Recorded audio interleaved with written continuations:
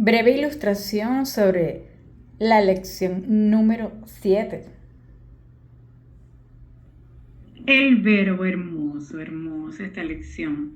Nos aclara muy bien que somos seres pensantes, así como la conciencia le es a la energía, así estamos creando continuamente. Entonces, inherente a nuestra propia naturaleza y vamos creando continuamente.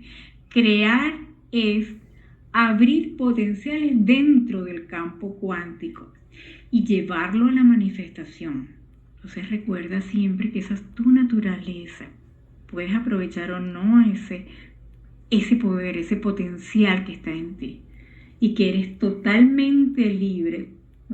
Cada uno de nosotros es totalmente libre de utilizar ese impulso de poder crear a través del pensamiento, utilizando cualquier potencial posible, porque los tenemos todo a la disponibilidad.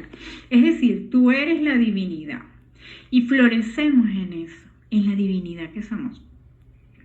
Entonces nosotros podemos abonar el terreno que es nuestra mente. Esa es la tierrita que tenemos que cuidar para que esa flor nazca hermosa.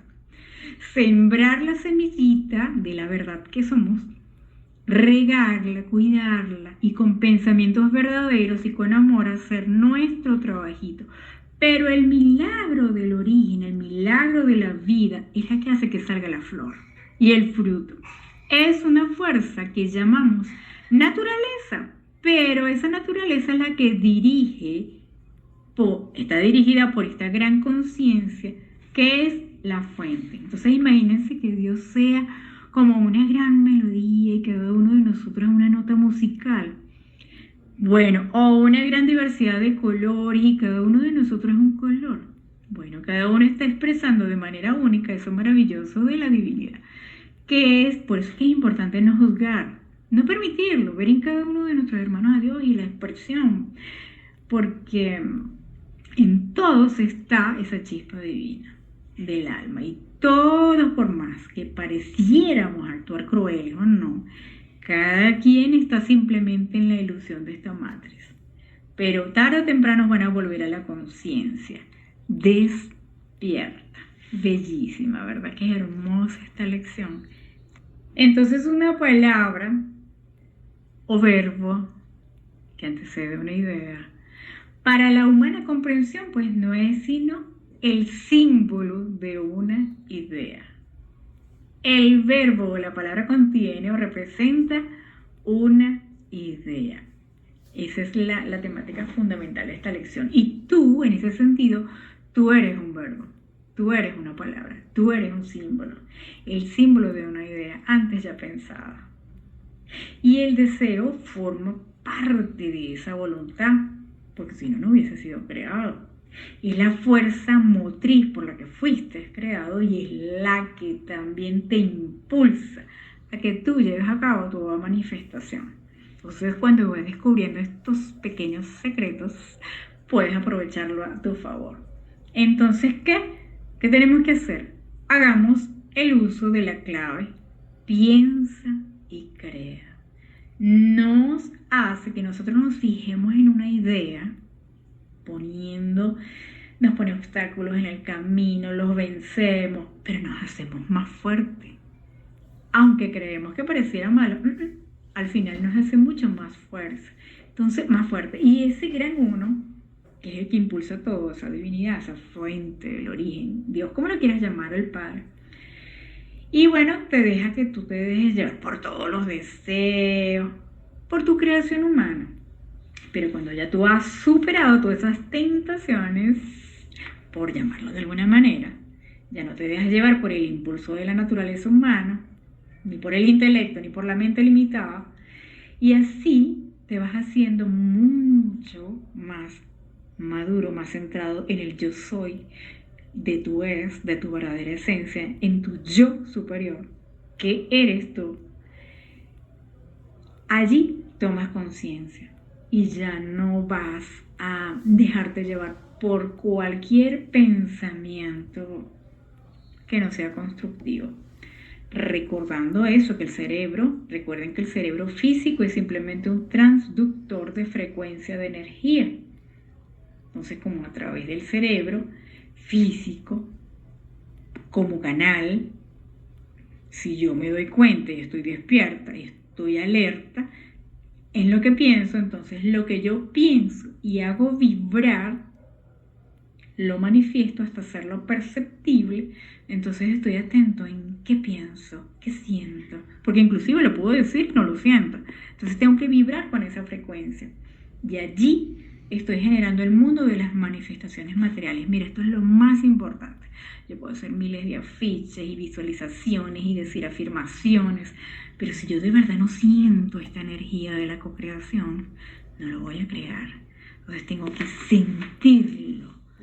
sentirlo, porque el cerebro efectivamente es el que toma esa frecuencia de energía del campo cuántico, de la gran conciencia, y lo traduce en una manifestación tangible. Porque primero es antimateria y luego es materia. ¿Y cómo se hace ese proceso si no es a través de precisamente la utilización de esta clave? Ese es el secreto. Primero, el cerebro es un transductor de energía y desde el origen utiliza el cerebro para eso. Te planta la idea, te crece, te madura, esa se fructifica y entonces tú lo vuelves después una creación, digamos, real, una manifestación tangible de cualquier idea que si tú la enfocas sin duda, sin miedo, desde tu corazón, eso se va a manifestar. Y ese es el principio pues de este proceso. Pensar y hablar. Y el verbo viene en consecuencia a ser la expresión de ese pensamiento. Y así todo se hizo, porque el verbo es la idea contenida dentro del símbolo. Y así es que la fuente, el origen, Dios, se extiende y nos crea y nos recrea como su propia extensión. Todo fue hecho por el verbo. Primero fue una idea. El verbo somos nosotros. Nosotros co-creamos. El verbo es acción, nosotros somos acción. Todo cuanto existe y esta creación pues no está limitada, es ilimitada. Somos una acción continua. El verbo es una acción continua que está siendo pensada y sigue expresándose. Entonces el verbo además no fue solo una idea, sino que tú como su expresión, con esta vida propia, con esta vida terrestre que experimentamos, eres la manifestación de la misma divinidad. Hermosísima esta lección. Bellísima. Bueno, en esta lección comentan algo de la Biblia. Ojo, yo voy a hablar sobre mis criterios, no es dueño de la verdad. Solamente estoy haciendo un comentario que hay muchísimos escritos que dejaron muchos seguidores del Maestro Jesús, entre ellos están los que llaman apóstoles, que eran los escritores originales, ¿no? Que estaban en un recinto privado allí. Pero los que crearon la Biblia en realidad son o eran parte del Vaticano, a los que solamente accedía el Papa. Esa es mi opinión, libremente la emito, obviamente. Pero cuando inclusive se han querido revelar todos los manuscritos reales, no lo han permitido. Por ello, vamos a resumirlo así, la Biblia tiene parte de verdad y parte de mentira. ¿Por qué? Porque cuando nació la Iglesia Católica, acuérdense que nace de la unión del emperador Constantino, que tenía un poder político en aquel momento, y el otro era Filipo de Macedonia, que tenía el poder también sobre el pueblo. Ellos se unen y la fundan, se originaron el catolicismo y toman unos escritos que lo hacían los escribas, eran como los escritores de aquella época. Y bueno, ellos tenían esos escribos, entonces redactaban lo que hoy forma parte de la Biblia, pero obviamente, realmente, estos eran, digamos que en inicio fueron creados por los apóstoles, pero estos no son los apóstoles los que escribieron, ¿ves? Ni son los verdaderos, porque ellos tienen escrituras que fueron seleccionadas, no colocan toda la información y además colocan otra, primero que la que colocan real, no la colocan completa.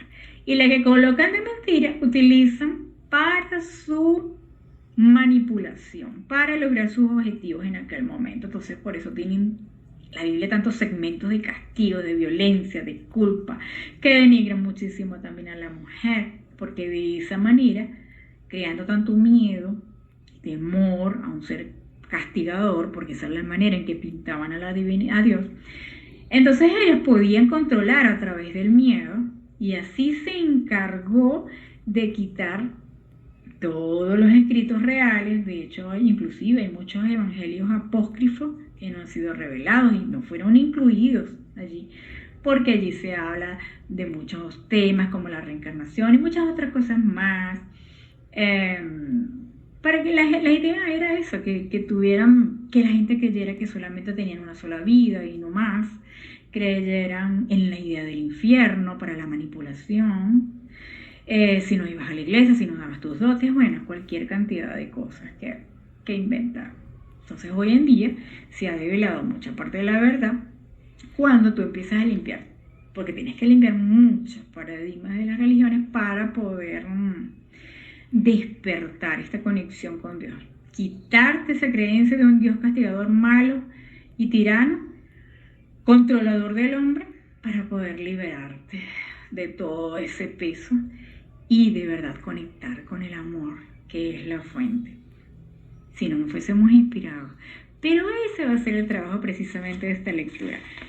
No es fácil de entender este libro, pero poco a poco lo vas procesando, lo vas comprendiendo, la misma fuente te va a ir ayudando.